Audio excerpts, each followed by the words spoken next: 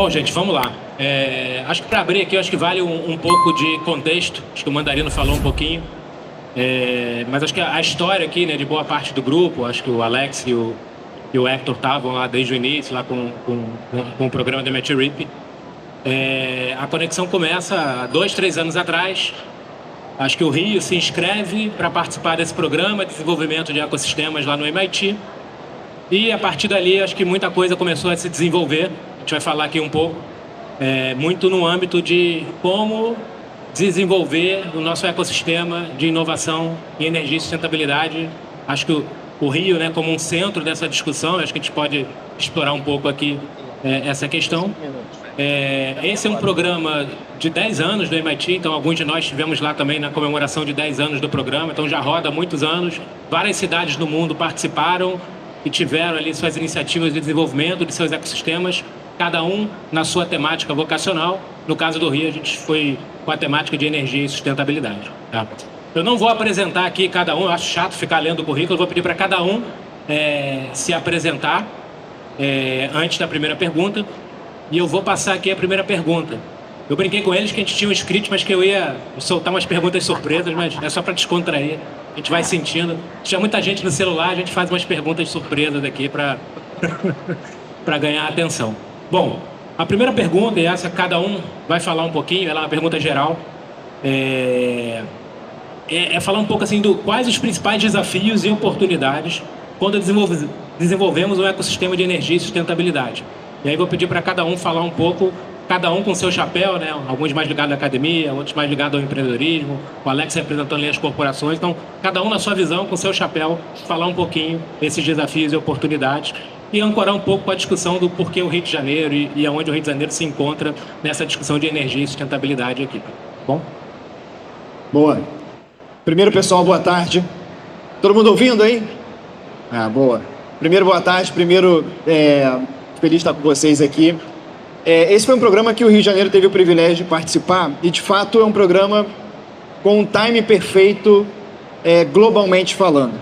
A gente vive as próximas décadas com desafios gigantescos de transição energética e ainda não existe um país no mundo que tenha dominado essa agenda na pauta inovação.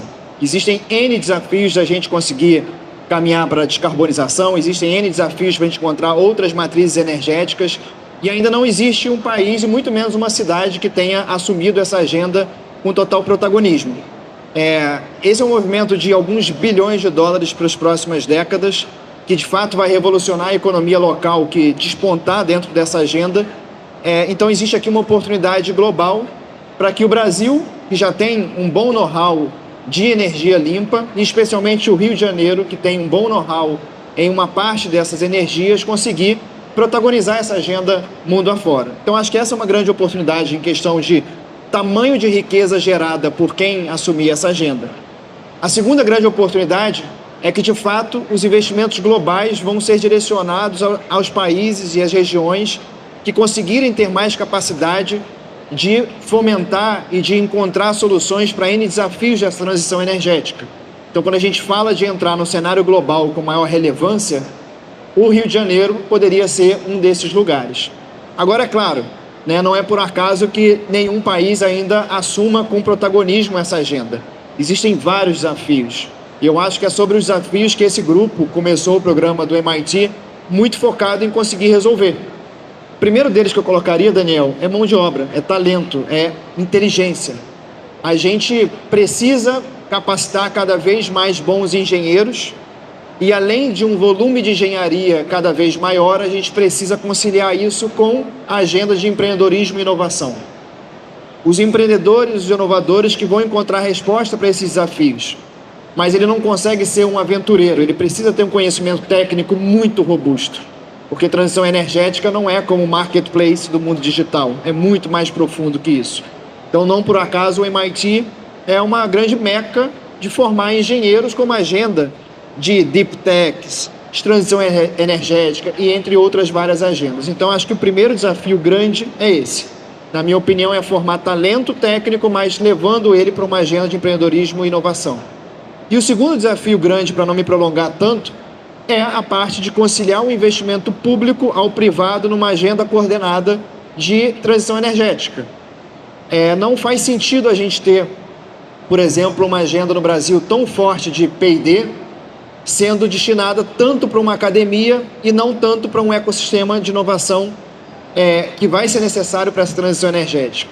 Assim como não faz tanto sentido você ter o Venture Capitalist tão distante de uma agenda pública que é tão necessária para os volumes, para os investimentos vultosos que vão precisar para essa agenda de transição energética. Então, como que esses dinheiros, na verdade, público e privado, eles entendem qual que é o papel deles na cadeia da transição energética? Então, acho que esses são os dois grandes desafios e não por acaso a gente atacou muito deles, mas tem uma longa estrada ainda para a gente percorrer. Você só não se apresentou. Desculpa, eu não me apresentei. Muita modéstia. Meu nome é Hector Guzmão, desculpa. Eu sou presidente e fundador da Boulder. Talvez muitos de vocês conheciam como fábrica de startups. A gente é um grande player de inovação corporativa. E eu também sou o fundador da 42, que é a sexta universidade mais inovadora do mundo. A gente forma 170 engenheiros de software. Falava que um dos desafios é engenharia. Então, um prazer, Hector Guzmão. O boato é que só você e o Rodrigo Santoro que não se apresentaram. E a Xuxa agora. Boa tarde, pessoal. É um prazer estar aqui com vocês. Meu nome é Alex Dal Ponte. Sou gerente da Petrobras, gerente de inovação e ecossistemas empreendedores. Sou engenheiro mecânico. Estou na Petrobras há 17 anos, sempre lidando com inovação. Foi um prazer participar desse programa, do MIT REAP. Eu acho que a Petrobras investe já há muito tempo em inovação. Assim, é um volume que a indústria investe em tecnologia pesada, tecnologia deep tech, há muito tempo. Foi o que permitiu a gente conseguir prospectar petróleo em águas profundas. E também é uma indústria que compra muito, a demanda é muito forte. Então, ou seja, há um investimento muito grande em pesquisa e há uma demanda muito forte. O desafio está em como eu consigo pegar esse investimento em pesquisa, transformar ele em negócios, empresas escaláveis para entregar um produto, um serviço de qualidade para as áreas operacionais. Nessa indústria, qualquer tecnologia precisa de uma qualificação muito forte, envolve muito risco. Então, precisa de um contexto muito completo para conseguir realmente validar e conseguir ter um contrato, ter um fornecimento. Então é aí que, quando a gente entra em iniciativas desse tipo, né, a gente consegue entender os gaps que existem no processo para que essas soluções saiam da universidade, encontrem os empreendedores e consigam ter um pipeline, uma rota que seja segura para fazer com que essas tecnologias escalem. Então, entender quais são esses gaps em cada região é essencial. E aqui no Rio de Janeiro é o local onde, talvez no país, né, onde concentra as maiores indústrias de energia, petróleo e energia. As universidades aqui têm um histórico de pesquisa nesse setor muito forte. Então, tem um local já, um DNA de inovação. E, claro, também tem um DNA de empreendedorismo, com a parte financeira e criativa. Então, unir esses dois DNAs para conseguir desfazer esses gaps para essa parte de energia, para tecnologia de energia, pode alavancar a região como uma referência mundial. Excelente, pessoal. Vocês me ouvem bem também? Estou com outro microfone aqui, então tem que testar também. Mas, mais uma vez, cara, super legal estar nesse evento aqui no Innovation Week, onde a gente começa a resolver um pouco desses desafios, né? Juntar tanta gente boa com conteúdo de qualidade e aumentar o nível para a gente conseguir reduzir essas assimetrias. Meu nome é Daniel Pimentel, eu sou sócio fundador da Emerge, onde... Isso é melhor.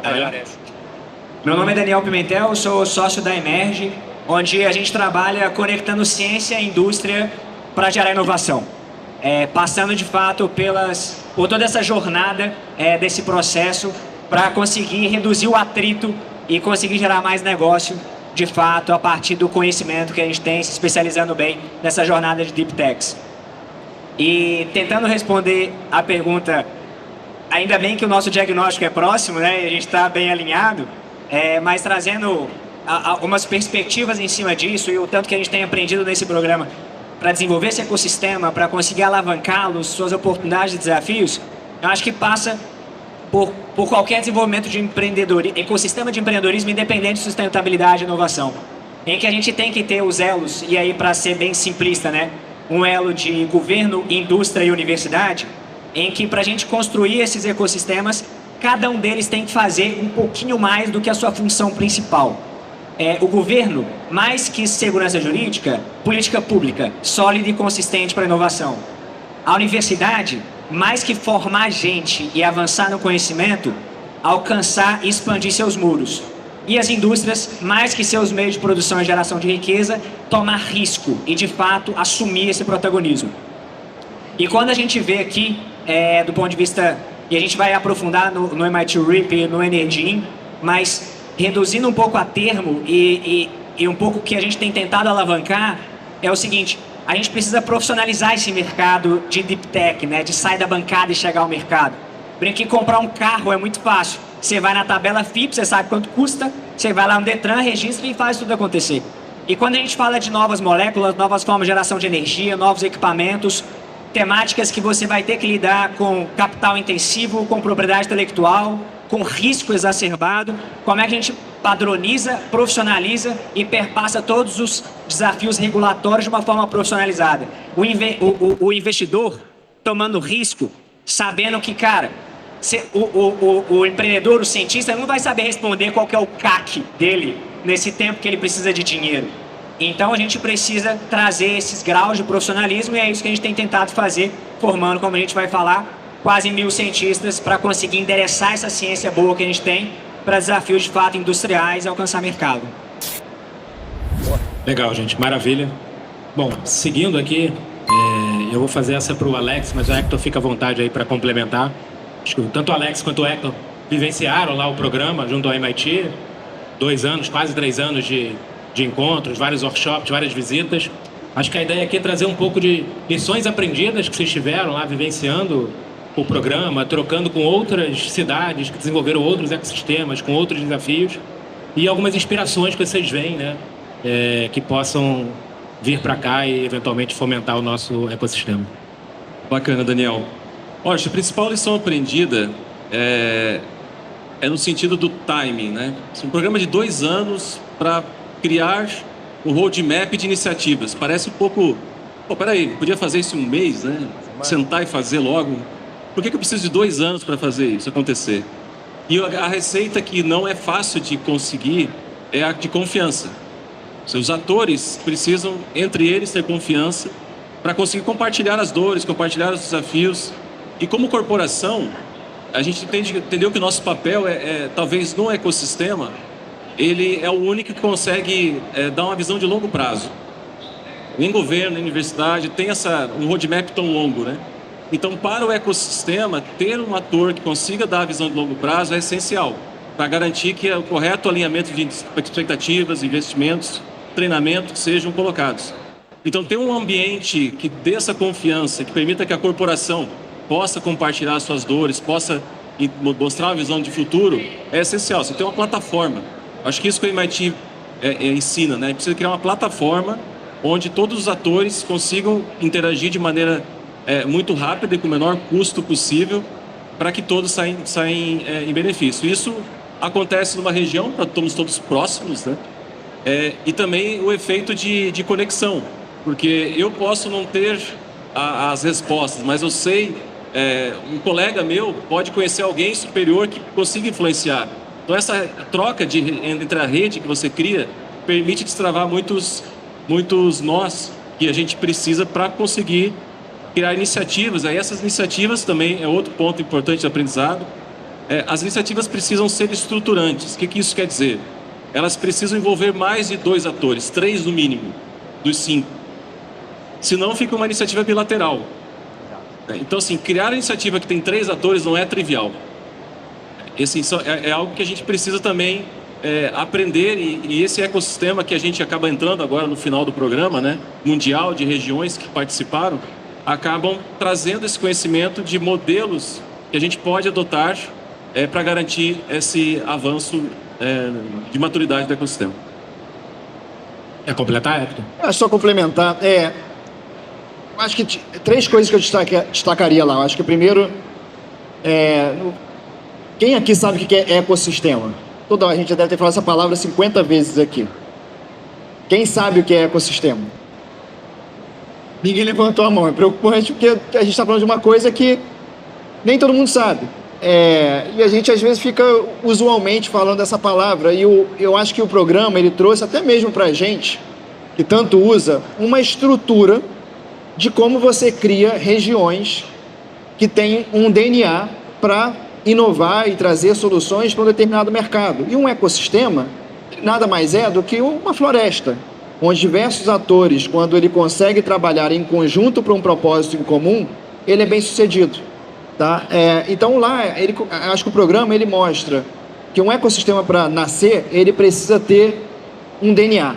Não, o Rio de Janeiro nunca vai ser o melhor ecossistema global de agricultura. Não vai ser. Não é o nosso DNA. Então não adianta a gente falar, beleza, mas tem o Vale do Café, então não vai ser. Então aqui a gente entendeu que energia era o DNA. Então primeiro você tem que ter um porquê, você tem que ter um DNA.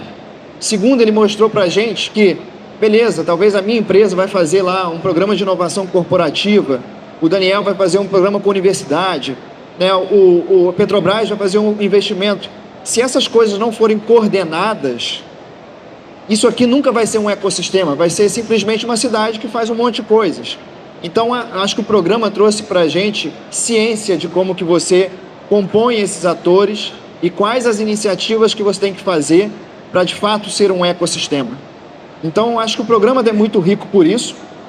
E depois ele mostra que a gente, talvez tenha sido privilegiado em participar, tem que conseguir ter a competência de replicar isso para todos vocês fazerem nas suas regiões. Então a gente precisa ajudar tanto talvez uma organização sem fins lucrativos da rede do Complexo da Maré, até mesmo a PUC, até mesmo qualquer outra universidade, a fazer isso em escala, porque senão a gente nunca vai ser um ecossistema desenvolvido. Né? Quando a gente anda pelas ruas de Boston, você percebe que todo mundo vive aquilo, todo mundo percebe que tem um papel naquele ecossistema. Então acho que é um pouco disso, assim, ele trouxe para a gente qual seria o DNA que o Rio de Janeiro deveria seguir. Segundo, como que a gente orquestra esse ecossistema. E terceiro, como que a gente agora começa a replicar isso nos diversos atores do Rio de Janeiro e a gente consegue crescer. Então, acho que esses foram os benefícios que o programa trouxe. E ele não acabou. Acho que ele só começa aqui agora. Legal, ótimo. E até dando continuidade, acho que foram 2 anos, mais de 2 anos, teve pandemia no meio. Acho que muita gente envolvida. Eu lembro que para o evento de janeiro eu li lá os relatórios, eram centenas de páginas sobre um diagnóstico mais aprofundado, uma série de iniciativas estratégicas mapeadas e 3 entregas, né, no âmbito do programa que vocês se comprometeram. E acho que é legal a gente falar um pouquinho dessas conquistas e o que já foi feito. Acho que como o Hector falou, né, acho que é o começo, mas acho que é um começo muito promissor, acho que muito trabalho, muita entrega. E aí vamos falar de cada uma delas. Acho que a gente tem o Energin, a gente tem lá o playbook de investimentos e a gente tem o próprio Rio Energy Bay. Pedi para o Daniel, meu xará, falar um pouco do programa do Energin. Fala um pouco aí do que é o programa, o que o programa já entregou, estamos na 2ª edição. Fala os grandes números, acho que é legal todo mundo entender o que é e a importância dele para o ecossistema. Excelente, Daniel. Acho que o Energin traduz um pouco, de uma forma pragmática, essa união de vários atores em prol da formação e da aceleração de novos negócios em energia e sustentabilidade de uma forma muito sistemática, né? Trazendo desde a formação de empreendedores lá do início e juntando várias aceleradoras para em seguida aprofundar nesse negócio, gerar novos negócios e poder conectar com grandes empresas em verticais já pré-definidas, todas elas em cima de uma temática de energia e sustentabilidade, indo de economia azul, a geração, o armazenamento e todos os desafios inerentes à temática de transição energética e sustentabilidade. E foi muito enriquecedor e ver a evolução que a gente tem tido ao longo dos últimos 2 anos, porque a gente fez uma chamada no ano passado e tivemos, eu peguei os dados, estou com a colinha aqui um pouco mais na cabeça, né? E foi o interesse de 268 pessoas no ano passado. E 268 pessoas que passaram por uma trilha de formação intensiva em como levar o seu negócio da bancada até o mercado, como que pavimenta essa estrutura. E depois dessa formação, aceleradoras como a Boulder, o Energy Hub e o Energy Future foram 37 negócios, que cada uma delas pegou ali por volta de 13, né? 13, 12, e aceleraram esses negócios, além de todas aquelas do programa de inovação, que também foi acoplado nesse processo. E aí, nesse ano agora, foram mais de 500 pessoas interessadas, então quase que dobra ali então vai ganhando endosso, né? Vai ganhando caldo e comunicação, interesse, e os agentes vão ajustando as arestas ali. E foram mais de 500 que se interessaram em participar desse processo. Centenas que mais uma vez se formaram nisso, que entregaram seus modelos de negócio, que estão passando agora por essa aceleração. A gente está falando de tecnologias que vão de hidrogênio verde a monitoramentos, a novas formas voltadas também para a temática de economia azul de forma geral. Então, tecnologias que brilham os olhos e que podem endereçar e criar esses novos mercados que a gente está falando de uma forma muito sistemática. E assim, você vê, a gente compartilha em seguida os depoimentos desses pesquisadores, desses empreendedores, que abre-se o caminho para eles, né? Abre-se um horizonte, cara, posso fazer isso, e existe todo um arcabouço de estrutura de organizações, de grandes empresas que estão apoiando isso, de iniciativas governamentais que estão apoiando isso, que tem uma estrutura para, de fato, percorrer esse caminho. Então, tem sido um momento super rico e a gente espera somar isso cada vez mais ao longo desse processo e que, eventualmente, grandes negócios tenham começado a partir daí, né? Maravilha. Alex, fala um pouco do playbook, o famoso playbook de investimento. Acho que uma coisa importante é conectar, né, o capital de risco com quem está empreendendo, com o empreendedor. Fala um pouco desse trabalho, do que ele é e de como que ele deixa aí de contribuição para o ecossistema. Então, Daniel, desde o começo do programa, a gente tinha a dúvida, como a gente falou assim, dessa pavimentação, né, do caminho do empreendedor. E como a gente está falando de Deep Tech, tecnologias que precisam de muito investimento, desde a fase inicial de pesquisa, validação, depois para você escalar essa solução também há uma necessidade de capital, antes do primeiro fornecimento. Então, assim, é uma trajetória intensa em capital. Como que o empreendedor conseguiria enxergar o que há disponível no mercado, o que é disponível na sua região de investimento? A gente partiu da seguinte tese: olha, talvez existam já muito recurso, mas eles não estão sendo facilmente acessados. Então, que tal a gente montar um playbook, uma iniciativa de coletar esses fontes de fomento, sejam privados, sejam públicos, para dar essa transparência e mostrar o caminho das pedras. Então, a gente fez um trabalho junto com... há muitos braços, né? Várias entidades participaram. Então, isso é feito do ecossistema, né? A gente consegue trazer muita gente para dar um suporte. E o trabalho ficou muito bacana. Temos um site onde a pessoa pode consultar ali por filtros e ver que tipos de instrumentos existem já disponíveis, que são possíveis de serem acessados para cada negócio. Então, esse foi o nosso mote. E, além disso, ao você ter essa visão geral, a gente permite enxergar aonde existem os gaps, onde existem lacunas que ainda precisamos trazer atores, agentes que poderiam cumprir essas lacunas. Então, também serve como um diagnóstico e uma motivação para o ecossistema, vários atores justificarem esses tipos de iniciativa de investimento. Maravilha. E como o Alex comentou, é público, está disponível, né? Acho que depois a gente pode compartilhar o link para quem tiver interesse. E a terceira iniciativa, né? Acho que muito ancorado no que a própria metodologia colocava, né? De como tratar com o depois do programa, como tratar com esse legado do programa, porque você não vai desenvolver em 2 anos, né? 2 anos é um diagnóstico aprofundado e de ganhar confiança, conexões, como o Alex colocou. A terceira iniciativa lá, já entregue, né, do compromisso lá com o programa, foi o Rio Energy Bay. E aí, Hector, fala um pouquinho, acho que você como um dos fundadores, participantes do programa, fala um pouquinho do que é o Rio Energy Bay na sua visão. Depois a gente pode complementar, mas acho que é legal te ouvir nesse sentido. Ótimo. Bom, o programa tem uma duração finita. São 2 anos de programa e a gente conseguiu algumas conquistas durante esses 2 anos, né? A gente diagnosticou uma série de desafios que o Rio de Janeiro tem para se transformar nesse forte ecossistema de inovação em energia. A gente fez um programa de formação empreendedora, a gente desenvolveu essa jornada de fundos de investimento existentes, funding existente para startups de energia, mas o programa acaba. E a maior preocupação, obviamente, da metodologia do MIT, mas também desse grupo, é a continuidade, né, para não ser aquela iniciativa espuma que acabou aqui e aí deixa todo o legado para trás. Então, a própria metodologia instruía a gente a construir um instituto, que eles chamam de Blackbone Organization, para ter, de tempo infinito, várias iniciativas que possam apoiar, que possam somar ou que possam orquestrar todos os players que queiram fomentar a inovação em energia, especialmente no Rio de Janeiro. Então foi aí que a gente construiu o Rio Energy Bay, que o foco dele é exatamente somar com o ecossistema iniciativas que fomentem a inovação para o mercado de energia do Rio de Janeiro. Então vou dar alguns exemplos de iniciativas que podem vir nos próximos meses.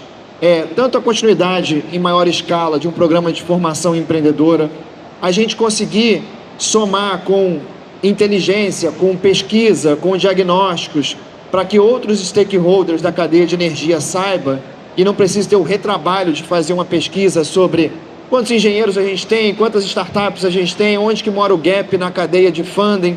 Então a gente quer desenvolver pesquisas e fomentar isso. A gente tem iniciativas que podem vir a acontecer de eventos que a gente possa promover ou somar com pessoas que já estão promovendo para ganhar uma escala maior. Então aqui o Rio Energy Bay não é um competidor, ele é só um player que consiga congregar as iniciativas que todos vocês estejam fazendo em prol da inovação em energia e que, claro, a gente possa começar a fazer outras iniciativas que haja um gap no mercado. Exemplo, né, o Energia a gente só fez, a gente começou a perceber que tinha pouquíssima formação para empreendedores focados em energia. E aí a gente começou a fazer, mas a gente não vai fazer isso infinitamente, né? Se cada vez mais outros players façam, não tem necessidade do Energy Bay fazer. Tá? Então a gente constituiu um instituto, né, que o Daniel está se somando a ele, como outros players estão se somando a ele, para que a gente tenha continuidade do programa de uma forma infinita. Tá? Então, assim, existe um site, o rioenergybay.com.br, a iniciativa aqui, ela é para o ecossistema e ela só existe se vocês, como players do ecossistema, se somarem.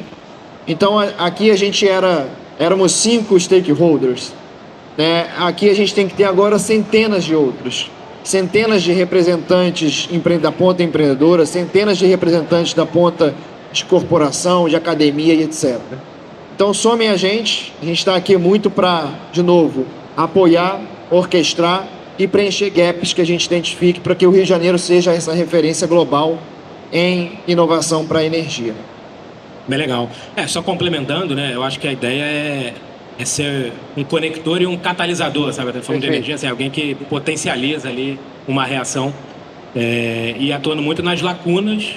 Parte vem do diagnóstico do próprio programa e parte vai vir de outros diagnósticos e outras necessidades que a gente vai se deparando. Eu acho que um ponto importante também ele é aberto. Eu acho que a ideia é que tenhamos mais participantes das várias pontas que compõem o ecossistema, seja a corporação, seja capital de risco, seja o próprio empreendedor, universidades, enfim, acho que a ideia é que mais possam se somar. Acho que o se somar e participar pode ser desde o ponto de vista de se associar, pode ser abraçando e adotando um projeto, pode ser contribuindo com algum esforço, né? Acho que muito do que se fez até agora foi com colaboração, esforço de muita gente, muita empresa e muitos CPFs. Então tem várias formas de participar e de contribuir. Então fica também o convite para quem quiser conhecer mais, quem quiser participar. Acho que a gente é bem flexível do ponto de vista de encaixar as formas de participação também. Tá? E estamos nesse momento, né? Acho que de cada vez mais conectar mais pessoas e mais empresas interessadas em desenvolver ali o ecossistema de energia e sustentabilidade, primeiramente no Rio e depois difundindo ali para as demais regiões. Bom, dando sequência, acho que eu ganhei mais 30 minutos, esse relógio aqui tá... Acho que renovaram mais 30. Bom, vou seguir o horário aqui, são 5h25, temos tempo. Acho que um ponto importante, acho que esse se falou muito no final, né? Eu estava lá com o grupo no último workshop e todo mundo tinha uma preocupação de como pegar esse momento, que é muito positivo, todo mundo animado ali finalizou o evento, teve a formação, teve uma série de encontros, etc. Mas como é que a gente não deixa isso esfriar? Como é que não vira, putz, legal, foi um programa de formação, gerou coisas legais, mas daqui a um ano ninguém mais lembra disso. Como várias iniciativas já aconteceram nesse sentido, não é o que se quer. A própria criação do Rio Energy Bay é uma tentativa disso, né? E esse é o objetivo.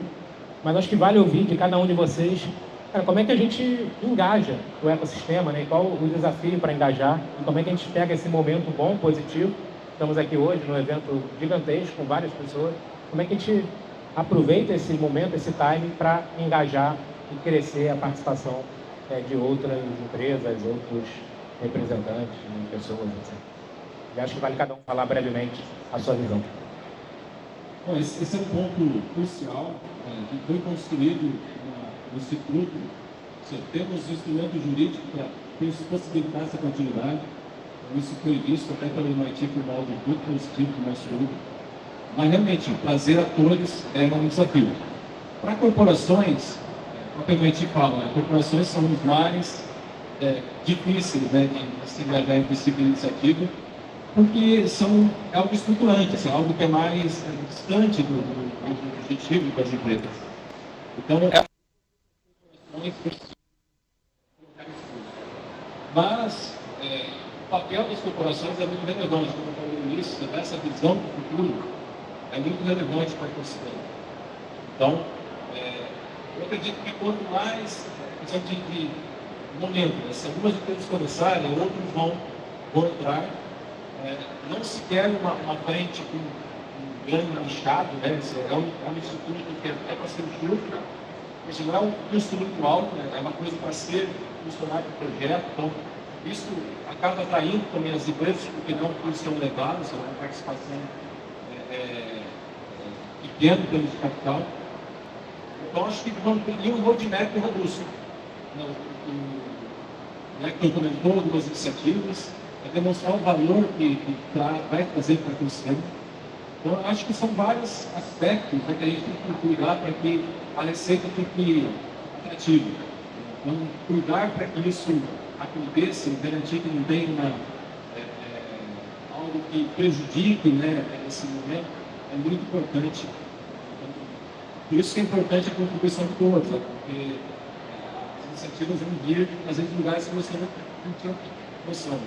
O time que está aqui não precisa continuar, pode trocar por outro time. Desse poder ter outro momento, não é uma questão de CPF, de uma empresa, ou de um grupo. É algo do ecossistema. Essa é a mensagem para atrair cada vez mais. Pode ser.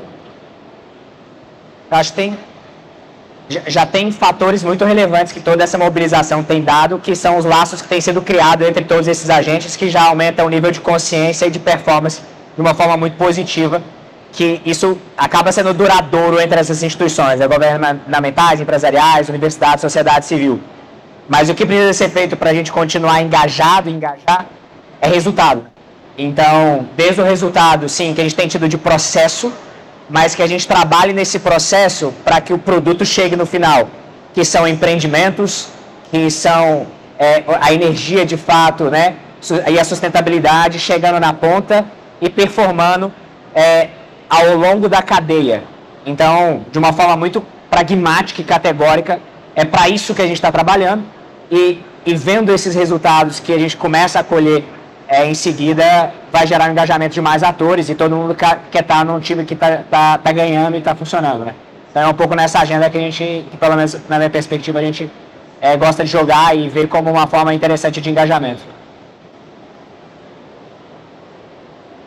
Eu acho que quando a gente vai para além do programa, eu acho que a gente aqui, falando do programa, acho que a gente é uma fonte catalisadora dessa questão muito relevante, mas claro que a gente não vai ser o centro de tudo para isso, porque é muito grande. Eu acho que para quem está aqui, a provocação que fica é muito uma questão até mesmo de narrativa, de visão de futuro. Se você trabalha em campo universitário de educação, é acreditar o que é essa profissão do futuro e o que são os empreendedores necessários para a gente ser um ecossistema de inovação para a energia forte. Mas se você acreditar que os bilhões de dólares que existem no mundo, os 2, 3 bilhões que só a Petrobras coloca por ano em P&D, são um caminho para você formar talentos, forme.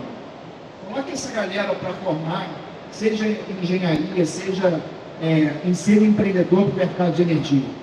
Se você acredita na visão e na narrativa que a gente vai ter um impacto gigantesco na cadeia produtiva, por exemplo, de óleo e gás, e essas empresas, pequenas, médias e as grandes, precisam inovar, e você trabalha numa dessas empresas, influencie elas a guardar uma parte do seu budget para inovação, para se digitalizar, para formar gente, para conseguir entrar nesse ecossistema, e assim por diante.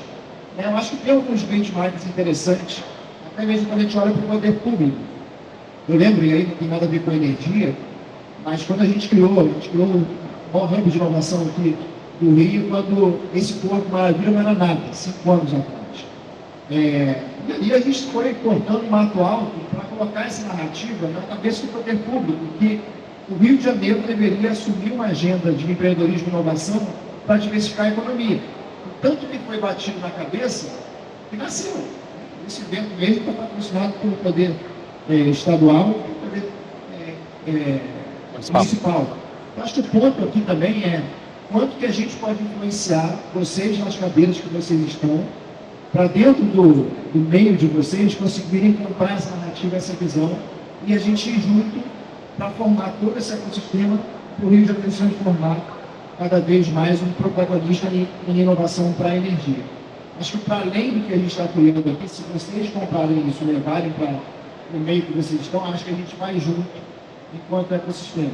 Mas se aqui a gente vai puxando para energia, o outro está puxando para criativo, o outro está para... a gente vai para lugar nenhum. Eu acho que é um pouco dessa provocação que eu faço também, que vai para além do Instituto em si. Maravilha. Bom, gente, para fechar, eu acho que é legal pegar umas considerações finais de cada um. E eu acho que é legal também uma reflexão assim, de visão de futuro. Assim, acho que daqui a 10 anos, olhando lá o que começou, o programa com o MIT, o que seria ali uma visão de um futuro bem sucedido e um bom legado que tudo isso deixou na visão individual de cada um. Acho que seria legal junto as considerações.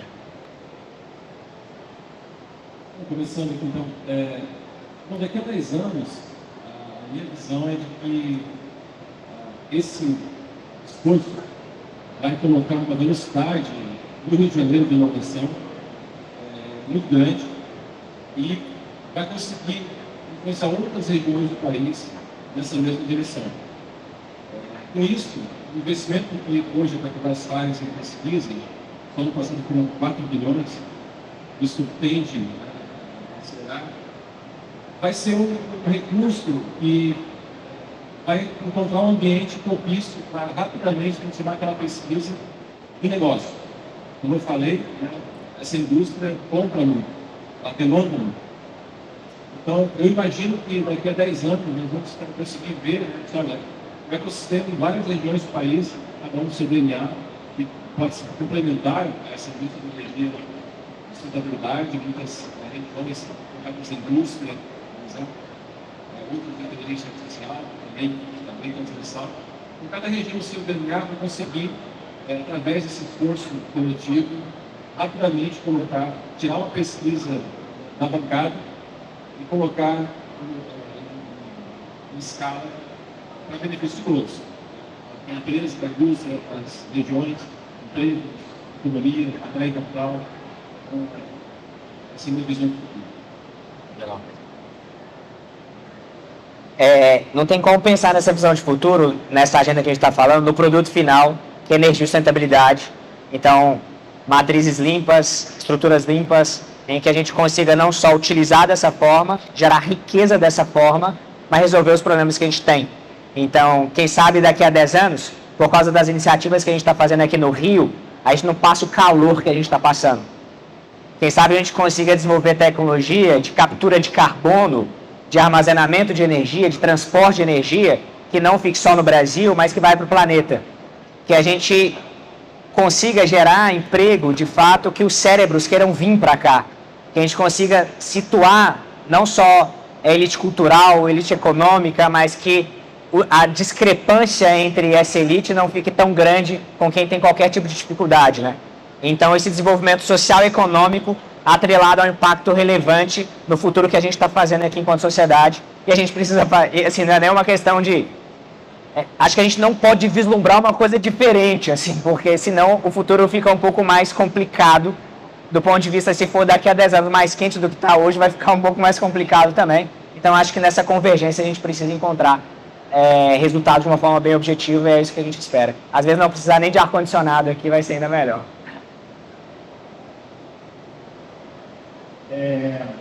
Bom, sou empreendedor, então empreendedor tem uma mania de ser um gracioso, mas um pouquinho de realidade, de realismo é bom. Acho que o meu sonho é um mix de duas coisas que já aconteceram no mundo e que por isso que me faz crer que é possível. Existe uma região no mundo hoje que ela tem a torneirinha do óleo e gás. Ela produz riqueza a partir do óleo e gás e ela também tem um bom papel, ou pelo menos um importante papel na geopolítica do mundo, como o Oriente Médio. Talvez poucas famílias ali conseguiram controlar um pouco dos poços de óleo e gás. Eu acho que, fazendo uma analogia do que eu sonho, é que o Brasil seja um pouco dessa torneirinha das próximas décadas, quando a gente fala das novas energias, quando a gente fala sobre inovação para a transição energética. Mas não só isso. Eu queria muito que a gente também se assemelhasse a uma outra cidade que existe no mundo, que há 15 anos atrás era uma vila de pescadores, e que hoje é o maior centro de inovação do mundo, que é Shenzhen, na China. Aqui a gente não tem muitos pescadores, mas a gente tem muita favela. Então, como que a gente consegue gerar essa riqueza para a gente ter mais inclusão social, para que a gente tenha mais distribuição de riqueza? E se a gente consegue assumir essa liderança global sobre transição energética, que gera riqueza, e a gente use essas várias mentes inteligentes que a gente tem para conseguir distribuir essa riqueza, a gente vai se tornar, sem dúvida, a melhor cidade do mundo, mesmo eu já acreditando que o Rio é. Então, acho que o meu sonho meio audacioso é isso, que a gente consiga liderar essa agenda, mas que a gente inclua também e distribua riqueza. Maravilha. Acho que só complementando, né, talvez uma coisa legal assim de legado, além dos resultados, é muito o processo, né? Acho que outras regiões que venham a querer se desenvolver, e tem muitos interessados no Brasil, aplicando para o próprio programa lá no MIT, acho que para outros o caminho seja, entre aspas, mais acelerado, mais fácil, porque já tem ali alguém já foi ali, fez a primeira tentativa e teve várias lições aprendidas, compartilhamento. Então, acho que um processo que acelere e possibilite que outras regiões, nas suas vocações, se desenvolvam, e a gente consegue compartilhar a riqueza nas várias regiões que a gente tem ao longo do Brasil, seria muito legal. Bom, gente, eu não sei quanto tempo ainda tenho, mas pelo meu cronômetro eu estou on time. Queria agradecer a participação do Daniel, meu xará, Alex, Hector, e agradecer quem ficou aqui acompanhando com a gente.